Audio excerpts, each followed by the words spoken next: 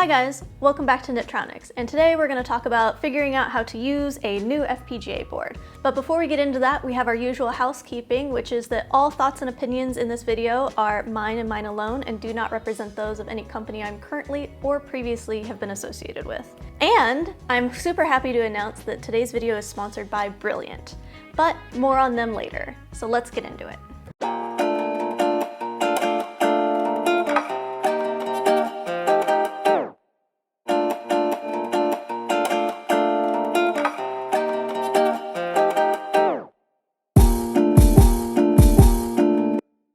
Over the past few months, I've been working with some new FPGA development boards, and as I've been working to bring them up and program my own designs to them, I realized that there's a certain barrier to entry that a new FPGA development board comes with.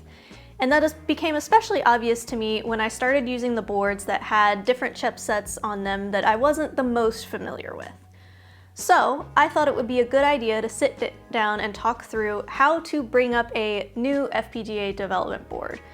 How do I figure out what software IDE I use to create my HDL designs? How do I figure out what IDE I use to create my software side of the design, or if I even need a software side of my design? And then the third thing is, how do I even connect to the board to actually program my design onto it? So I picked 3 FPGA development boards that I feel are unique examples of each. All 3 have different FPGA chipsets on them from different manufacturers, and they all have unique ways of connecting to their programming interface. So I'm going to talk through each FPGA board and how I navigated that barrier to entry to start working on it. So I'm going to start with the new PolarFire SoC System-on-Chip Discovery Kit from Microchip. I'm starting with this board because I feel like it's the most straightforward. It's from the actual FPGA chip manufacturer, so everything for it's going to be in one concise place and a little bit more straightforward to find compared to the other 2 boards I have here that are open source from third-party manufacturers. My first step is going to be to bring up the product web page for the FPGA development kit itself. So I've brought up the PolarFire SoC Discovery Kit product page. This is typically the same page where you'd purchase it or see purchasing options, and it will tell you everything such as all the peripherals that are on it, the specific FPGA part number, which that FPGA part number is what you use to look up other product use guides or user guides or specific data sheets that range from unique features of how to program it, dual boot, all those types of things. And the nice thing is on the product web page is typically you'll have a list somewhere on the page that has a list of resources such as the schematics for the board, a location for reference designs, and then it will also tell you what software to use with it. So you'll see here we have getting started with PolarFire SoC FPGA designs using the Libero SoC. The Libero SoC is Microchip's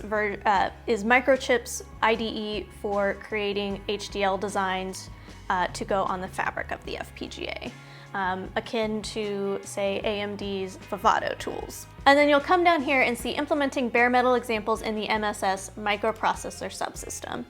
So another thing to be aware of when you're looking at the specific FPGA part number is it an FPGA that's purely just fabric or programmable logic, or does it also have a physical processor built into the silicon of it?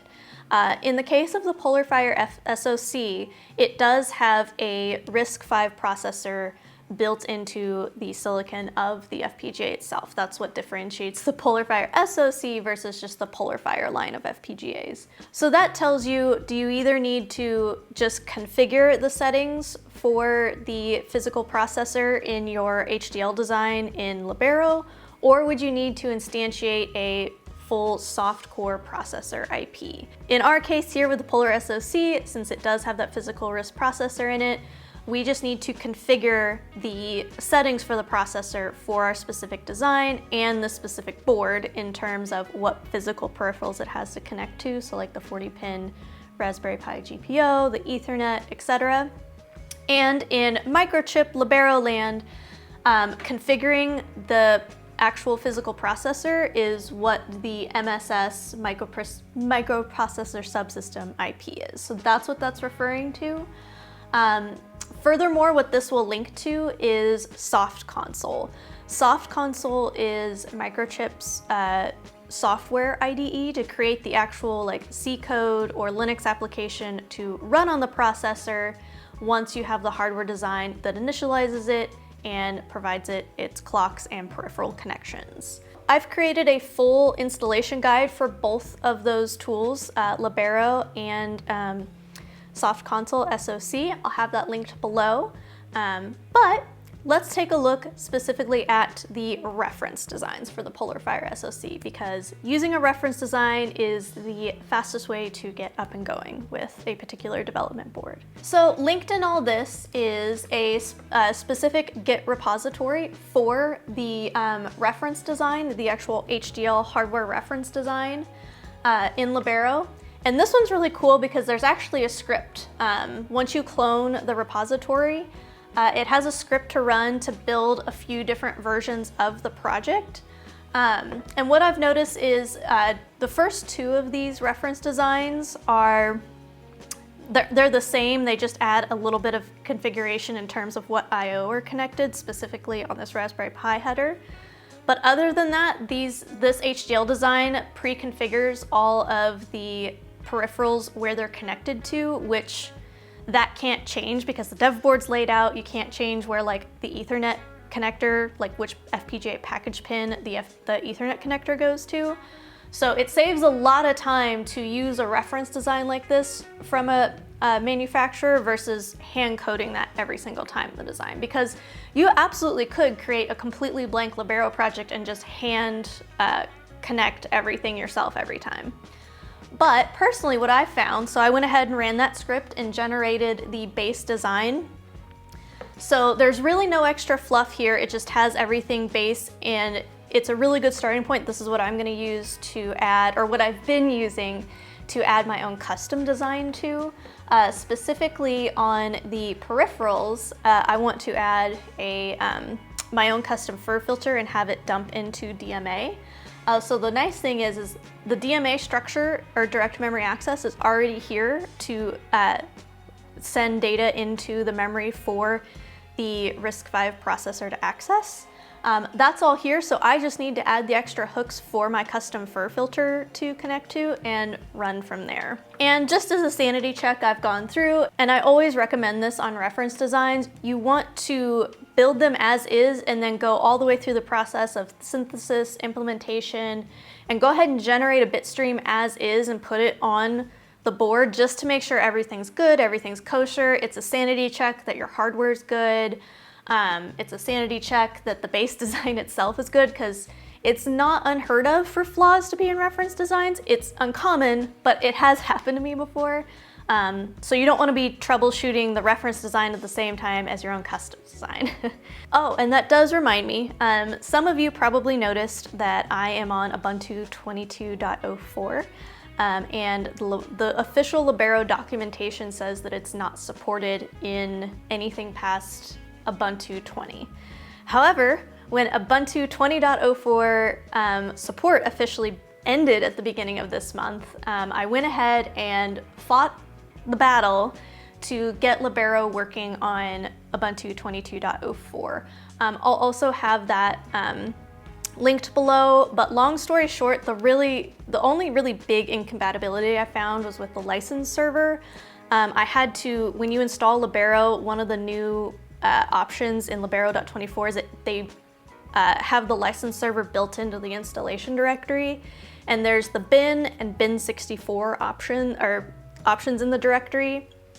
I just had to switch from bin to bin64 for the license server, and I've been good ever since, knock on wood. But I'll have the details of that in the write-up, but I just wanted to address that because I'm sure eagle eyes in the comments would catch that. So at this point, I've got my reference design, it's built, I have my bit stream, so how do I connect to the board now? Because I need to connect the board to my computer, to the actual program, to upload said bit stream. So there are two main ways that I typically see FPGA development boards make the JTAG interface available to the user.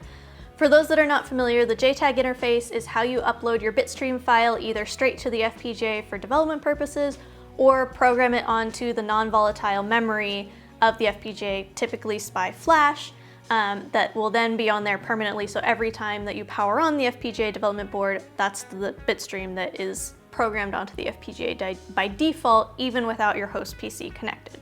Of those two methods, the JTAG pins themselves are either made directly available to the user in some way, shape, or form. It's typically some sort of 14-pin header, or to make your life a little bit easier, because anything you connect to your computer is going to be USB based, manufacturers will go ahead and put an FTDI USB conversion chip on the FPGA board for you.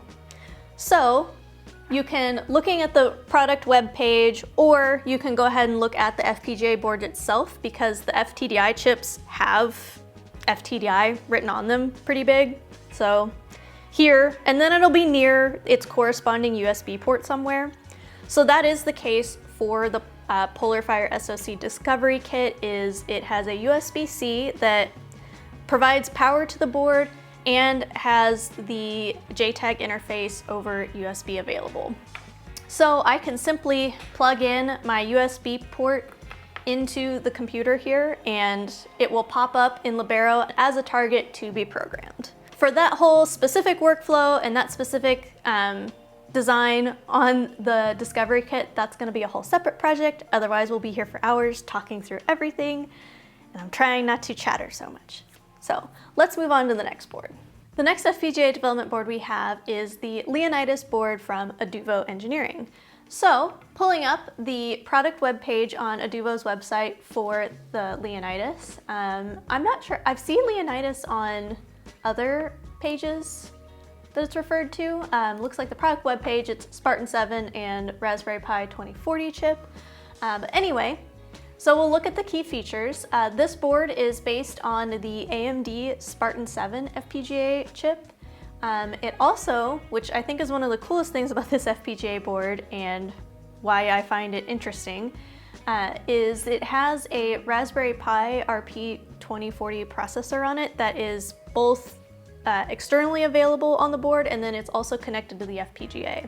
So you can use it as an I/O expansion or telemetry monitor, or pretty much anything else you can think of, since it's connected straight to the FPGA.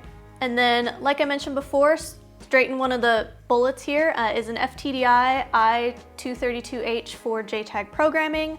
So again, this is another FPGA development board where instead of having having the JTAG pins exposed straight to the user, it does go through that FTDA converter chip. To connect to the Spartan 7 chip to program it is going to be through this USB port here. And then, like I mentioned before, the FTDI chip won't be far from the corresponding USB port it's connected to. And just to validate that, because Aduvo's really good and rigorous about their documentation and providing reference designs. So right here you can see XDC, schematics, Vivado board definitions all can be found at the link here. But continuing on with my point, I went ahead and pulled up the schematic to validate. And looking through the schematic, I find the FTDI chip here. So the FT232HL, and then that is connected to J1, which again, J1, that is the USB port closest to the FTDI chip. That's a pretty good rule of thumb. That's not hard, and that's not like a hard and fast rule. It's just good PCB layout techniques to try to keep relevant chips as close as possible together. So that's why that's a technique I typically use to identify which USB port is which off the bat, as I'm also confirming it by looking through the schematic. Because yeah, some of the schematics for these FPGA boards are so overwhelming that it kind of helps to have an idea of where you're looking physically to relate to the schematic. So because this board is Spartan 7 based, we know that's an AMD FPGA. You kind of get a context clue of which software tools to use it, because it is explicitly mentioned here, Vivado board definition files. If that weren't the case, what I would recommend is going straight to the Spartan 7 FPGA web page itself. So there's a couple little hacks here if you're just, and I'm speaking from this if you're just totally new to AMD FPGAs, have no clue. I'm super comfortable with them, so I kind of take for granted that sometimes this stuff isn't the easiest to find, which I noticed on here. So nowhere on the Spartan 7 web page do I really see Vivado or Vitis, their software IDE, mentioned explicitly. And I've noticed that typically when that's the case, all of that manufacturer's FPGAs are going to use the same IDE. I've found some manufacturers have different IDEs for different FPGA families that they manufacture. The next FPGA is an example of that. But anyway, by that context clue, I know that all AMD FPGAs are probably going to use and do use the same FPGA development tools. And a good trick for is if you have a third-party manufacturer board, if you are completely unfamiliar with the tools, is go to the product webpage and find an FPGA development board with the same type of FPGA. So in this case, the Spartan 7 SP701 is the same FPGA, or it's the development kit from AMD specifically for the same FPGA that's on the Leonidas board. And you can go through those tutorials to get an idea of how the software tools work. And that's all pushing aside the fact that Aduvo engineering is really great. Adam Taylor's very rigorous about he has tons of step-by-step examples for this board specifically. So you would, and they're all linked here as well. I was just speaking from the sense of not all third-party FPGAs are this rigorous or all third-party manufacturers are not this rigorous in providing reference designs like Aduvo is, which we'll see in the next example. But anyway, so you can go through so if you come through the Spartan 7 and come to the documentation tab, that will take you to all of the documentation on AMD's website specific to the Spartan 7. And then, I notice it's kind of hidden, but if you come to Adaptive SoC and FPGA tools, that will come through and start to tell you, okay, you'll find Vivado is going to be your HDL design tool, and Vitis is going to be your software design tool. So in the case of the Spartan 7, it's purely just FPGA fabric. It does not have a physical processor built into its silicon like the PolarFire SoC does. So you will need to instantiate, if you want a processor in your design, you'll need to instantiate some sort of soft IP, whether it's the Microblaze soft IP directly from AMD, which there are tons of examples on Aduvo's website for how to do that, as well as reference designs. And then once you get your soft processor IP instantiated and built into your HDL design, you could switch over to Vitis to create the corresponding C code or Linux application that will be running on it. Like I said, if you come to the linked site for all of the reference designs on Aduvo's website, that will take you to, he has a full Git repository where he even provides the KiCad project for the actual PCB layout, so you could build this yourself or order it straight from Aduvo. So you have applications, so that's going to be your software-based application examples, and then you have board definition files. So one of the big differences I've noticed between Libero and Vivado is while Libero has the MSS pre-configuration for pre-configuring how to talk to the specific processor, they don't tend to have the same board preset files that Vivado does. So that's what these board definition files are. So when you come in to create a new Vivado project, so taking the board definition files from Aduvo's repository for the Leonidas, I can create a whole new project here. And once that comes up, it will have all of the pin defaults for me, as well as it'll pre-configure the project with the right FPGA part number, so the specific Spartan 7 part number, because there are a few different flavors or versions of the Spartan 7 FPGA. Some are bigger, as in have more fabric in them, some are smaller, etc. And So once I come into Vivado and then specifically the block design here, you'll see I have this board tab, which will, based upon those board definition files, it will have pre-configured options that I can enable for the specific peripherals on the Leonidas board. And then I can just right click and connect board component as desired. So that's as deep as I want to get into that. You can find the rest of this in the more specific tutorials on Adubo's website, but I just wanted to show you how I get to that point initially. The third FPGA development board that I've been working with recently is the C0 Micro SD from Signaloid. This board stemmed from a recent crowd supply campaign and is currently available to purchase. But this is super cool for a few reasons. So obviously it's got this really cool form factor. It's very akin to the FOMU FPGA for those of you that are familiar. I believe it was also ICE40 based. This is the ICE40 Ultra Plus from Lattice. So it's super bare bones. It just has the FPGA, the non-volatile flash memory for storing bit streams on it, and then just a little bit of other power conditioning circuitry. Obviously, talking to the FPGA on the C0 microSD is going to look a lot different compared to the Leonidas board or the Discovery kit. So taking the place of the USB port that then converts the USB serial to JTAG via an FTDI chip, we have in firmware on the Lattice ICE40 chip an SD interface to JTAG converter.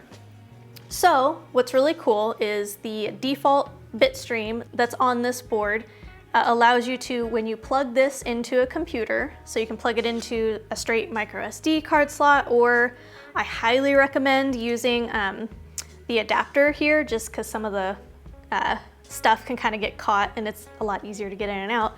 So when you put this into your computer, the SD interface to JTAG bridge will, well, first it appears as a micro SD card on your computer. So it appears as a disk. And then you can upload your bitstream or transfer files to that disk, and then the SD interface to JTAG bridge will take care of flashing that bitstream into the SPI flash on the chip, and then the next time you reboot, your bitstream is what boots. However, some of you are probably asking, well, what happens if you forget to include that SD to JTAG interface in your custom firmware? Which is a great question, because that's the first thing I did when I was getting familiar with this board. Kind of embarrassing, but that is why, as a backup, the JTAG pins are also made user-facing on the Signaloid C0 board. So it's very unique. Obviously, you don't have any room for connectors other than the SD on this. So all of these little touch points that are on the back of the micro SD card form factor, those are the discrete JTAG pins themselves. So I'm gonna have a lot of fun hand soldering all the little flying leads on these touch points so I can reprogram the SPI flash on this with a bitstream that includes the SD to JTAG firmware on it. So speaking of flashing an ICE40 FPGA, let's take a look at the Lattice product web page to figure out what tools we're gonna do that with. Like I said, to figure out what specific FPGA is on this Signaloid C0 microSD, I come to its product web page, and it actually has the specific FPGA linked to open up to the ICE40 Ultra Plus main web page. So I can come through here and find, if I scroll through the bottom, this will have design resources. So this will tell me my software, so IceCube 2 and Lattice Radiant. So Lattice Radiant is going to be the particular software that you create HDL designs for ICE40 Ultra Plus FPGAs. The cool thing about the ICE40 FPGAs is they're also open source. So while you can absolutely use the manufacturer provided or the Lattice provided development software. You can also use the open source platform like Yosis, NextPNR, and then the ICE program tools. And that's actually what Signaloid has opted for to create its reference designs in. So while if you know what you're doing and you're more comfortable with the Lattice Radiant, you could totally go that route. Or what I would recommend is using the reference designs in the open source tools that Signaloid directly provides. The other thing here, so if we look at programming hardware, so this is the, and many FPGAs will have this. Xilinx has a version 2 where the actual, so say the FTDI chip wasn't built onto the board and it was just the discrete JTAG header on it. There are cables, there are programming cables that take that FTDI chip and build them into the programming cable so you can still connect to your computer via USB. This is a Xilinx specific one, so it's got that 14-pin header. And then this is the Lattice version of that tool. So I plug into my computer via USB, and then here are my flying leads that I need to create connection points to on my Signaloid C0 to program. The cool thing about the ICE40 FPGAs is since they are open source, there are also open source programmers as well. So this one's a little bit more, the manufacturer ones are typically a little bit more expensive. So Signaloid was great about, they tell you which pins, like which of those contact points are the discrete pins, and then they recommend the open source programmer for the ICE40 FPGAs. This board works with a lot of different FPGA, open source FPGA boards. So I'm definitely going to pick up one of these. I don't have one on hand. So while I'm waiting for this to ship, I'll be doing my soldering. So it looks like you can get them off Mouser. This one's only $49. I believe this one's around $100. So that's what I'm gonna need to do there. But my original point was getting into the reference designs that Signaloid provides. So again, going through their website, they've provided some great documentation. Since it's a newer board, crowd supply campaign, I think it does have a little bit of room to grow, but like there's a lot of really great getting started here.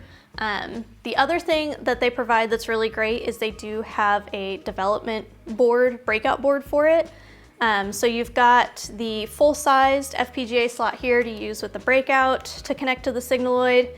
And this does have a serial converter chip on it to convert the SD interface to USB. So these are all USB-Cs that I can connect to my computer, and the C0 microSD appears still as an SD card over that USB. It does not have the JTAG pins broken out though, because it only connects to the, let me go back to the, so as you can see, the JTAG are all in these little test points. They're not on the actual micro SD pins here. So this only provides the micro SD pins to the breakout. So I can either do it through the full-size adapter, or they do have a plug to put the straight micro SD into. Not to be confused with this other micro SD slot, they have it to where you can install a Raspberry Pi embedded module. And this is for the Raspberry Pi SD card to store its OS on. But then you can interface with the Signaloid from a Raspberry Pi embedded module, which is why when I put standoffs on this, I did them this way so I can flip the board as needed. That's just a minor thing.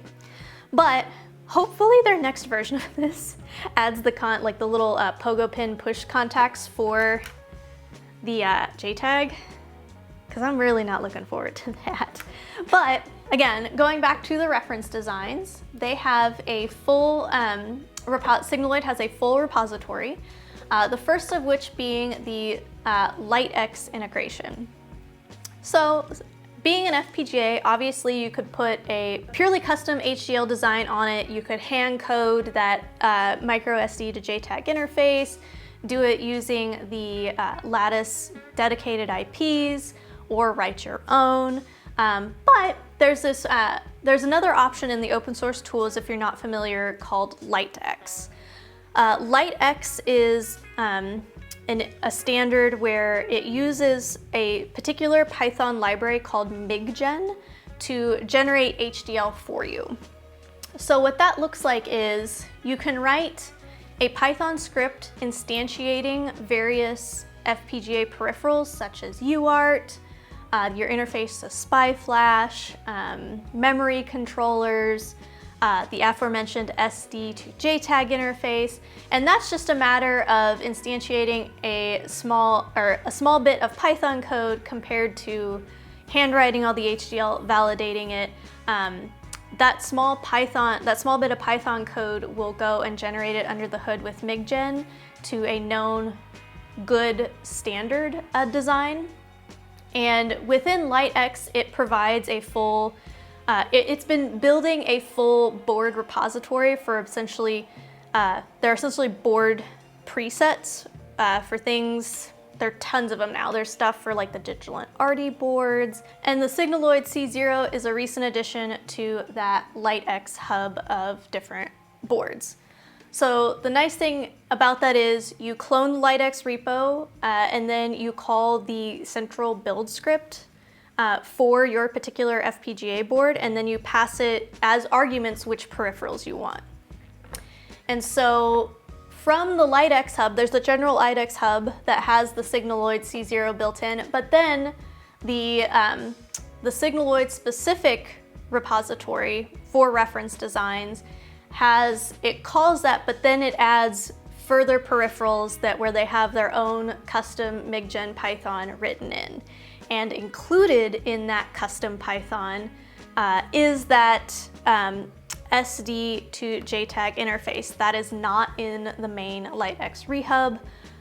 I don't know if it'll ever be included in there, but currently it is not. So the mistake I made was I built straight from the LightX rehub, thinking I was going to create a really basic design, and just as a sanity check, because like I said with the PolarFire SoC, I just wanted to build a reference design, create a base design, and flash it on there, because using LightX was something I'd heard of it but hadn't actually used it before.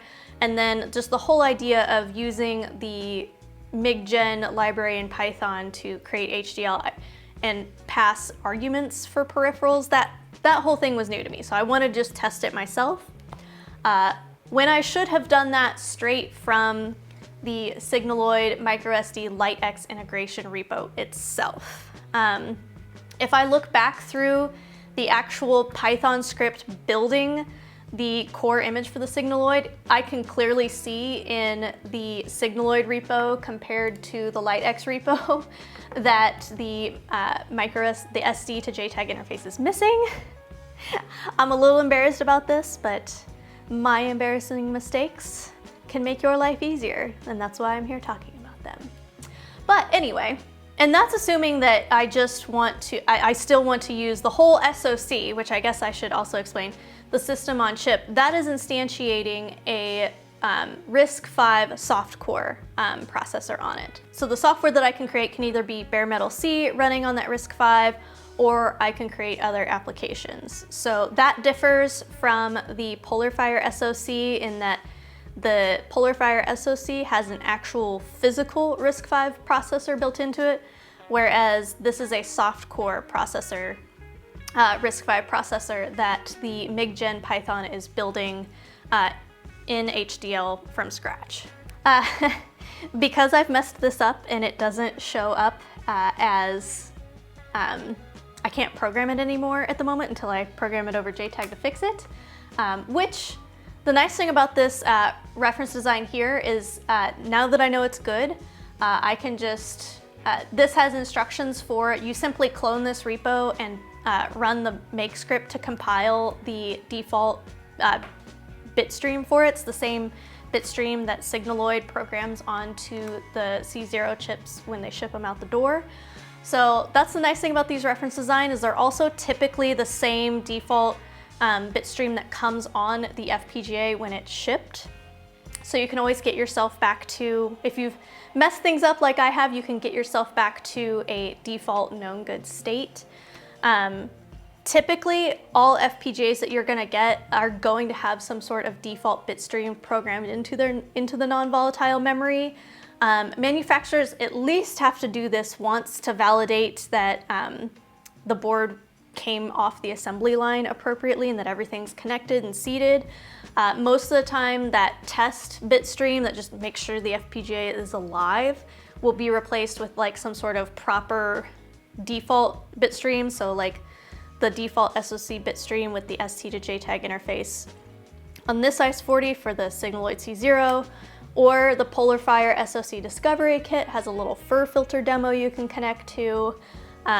But sometimes, typically, if it is more of like a crowdsource startup company, they'll just ship the FPGA. The FPGAs will be blank and the SPI flash will be blank. So if you do have a board that comes up and just totally unresponsive, doesn't show up at all aside from like the JTAG interface, just create a simple blink LED program on it and go from there. So that was long-winded enough. I think I've touched on everything.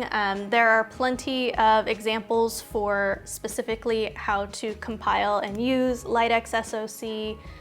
There's also with the Lattice Radiant. Like I said, I don't want to dive too deep into how to use any specific tools. This video was just all about figuring out what those tools are to begin with, because sometimes that is a challenge. Anyway, I feel like I've rambled enough, so I'm sure I have left things unanswered. Let me know what those questions are in the comments down below, and let's hear a little bit from our sponsor, Brilliant. While I've shown you the steps I take to get up and running with a new FPGA development board, this video's sponsor, Brilliant, can help you learn the core concepts and logical reasoning that are necessary for digital design in FPGAs. Their hands-on learning modules cover the basics you'll need, such as digital circuits, truth tables, formal logic, and mathematical thinking. These topics, however, are only a small subset of what Brilliant has to offer. Their course catalog offers a full range of topics in math, science, programming, data analysis, and technology. Furthermore, each course within a topic covers a wide range of skill and knowledge levels. For example, the math courses start in the basics of everyday math, lead into the foundational math of algebra and geometry, then builds up into advanced mathematical skills with calculus. I've personally been using the calculus course to refresh myself on some forgotten concepts since my college days. I also found their course on how AI works to be super helpful since I'm old enough that courses on AI weren't being taught yet in university. But whether you're looking to refresh your memory on old skills or learn completely new concepts, Brilliant employs one of the most effective learning methods out there with hands-on example problems that keep you engaged with the content compared to sitting back and watching hours of lecture videos or memorizing concepts from a textbook. These hands-on examples are structured in a way that help you build your critical thinking skills and slowly build in complexity throughout a given course so that you don't immediately get stuck and feel overwhelmed. The courses are also broken up into small sections that can be completed within 5 to 10 minutes each, so you can fit learning into your daily routine instead of needing to carve out hours for studying. I've been making a habit of replacing my social media doom scrolls with Brilliant's calculus modules as of late. And with the encouragement notifications from the app for you to keep your streak going, it's been so much more satisfying than doom scrolling for me. Try everything Brilliant has to offer for free for 30 days, and use my code WhitneyKnitter at checkout to get 20% off an annual premium subscription. Thanks again, Brilliant. Thank you again to Brilliant for sponsoring this video. It's an honor to work with you, as well as Microchip, Aduvo, and Signaloid. It's been a pleasure using your boards. Let me know what unanswered questions I left in the comments down below, and I'll catch you in the next video. Bye! Awkward, bye! Am I out of frame? Nope. Nope. Bye!